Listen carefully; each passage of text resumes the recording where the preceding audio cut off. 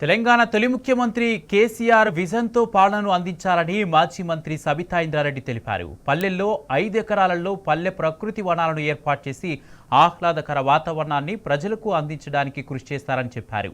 మహేశ్వరం మండలం సిరిగిరిపురం సర్పంచ్ శ్రీను కృష్ణవేణి ఏర్పాటు చేసిన డాక్టర్ బిఆర్ అంబేద్కర్ విగ్రహావిష్కరణకు సబితా ఇంద్రారెడ్డి ముఖ్య అతిథిగా హాజరయ్యారు. దేశ ప్రజాస్వామ్య వ్యవస్థకు అత్యంత కీలకమైన రాజ్యాంగాన్ని రూపొందించే స్థాయికి ఎదిగిన బాబాసాహెబ్ అదృష్టంగా భావిస్తున్నానన్నారు. సర్పంచ్లు అంబేద్కర్ ఆశయాలకు అనుగుణంగా గ్రామ ప్రజలకు అందుబాటులో ఉంటూ సమస్యల పరిష్కారానికి కృషి చేయాలన్నారు. దళిత బంధు వచ్చి మన రంగారెడ్డి జిల్లా కలెక్టరేట్లనే ఇంచుమించు 33 కోట్ల రూపాయలు అట్లున్నాయి.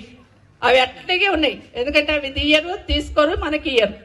అది ఈ ప్రభుత్వం చేస్తున్న పాలన. ఇంకొక విషయంలో కేసీఆర్ గారిని తప్పకుండా గుర్తు చేసుకోవాలా. పేద బిడ్డలు, బీసీలు, ఎస్సీ, ఎస్టీలకు సంబంధించిన పేద బిడ్డలు విదేశాలలో పోయి చదువుకోవాలనుకుంటారు.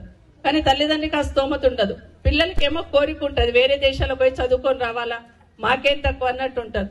మరి అట్లాంటి వాళ్ళందరికీ చదివించాల్సిన బాధ్యత ప్రభుత్వం మీద ఉంటుంది కదా అని ఆలోచించి వేరే దేశాలకు పోయి చదువుకుంటే 20 లక్షలు ఇవ్వాలని ఓవర్సీస్ స్కాలర్షిప్ అని ఇచ్చున్నాడు. దాదాపుగా 6,000 మంది పిల్లల్ని విదేశాలకు పంపించి చదివించున్నాడు కేసీఆర్ గారు.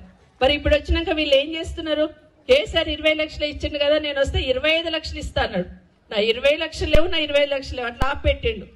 నేనేమంటున్నంటే మంచి పథకాలు ఉంటాయి. ఇదే రాజశేఖర రెడ్డి గారు ఉన్నప్పుడు ఒక 2 మంచి పథకాలు తీసుకొచ్చున్నారు.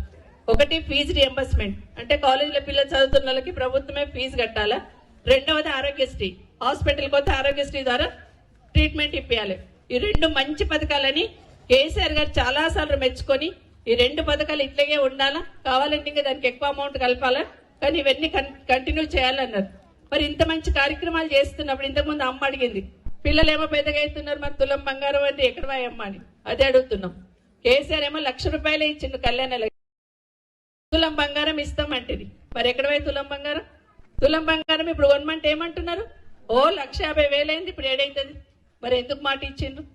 ఎందుకు మాట ఇచ్చిండంటే ఎలక్షన్లో మభ్య పెట్టడానికి మాట ఇచ్చిండు. కానీ ఇవన్నీ అడుగుతాం కదా, ఇవన్నీ అడుగుతా ఉంటేనే ఈ రోజు వాళ్ళకి బాధ అవుతుంది.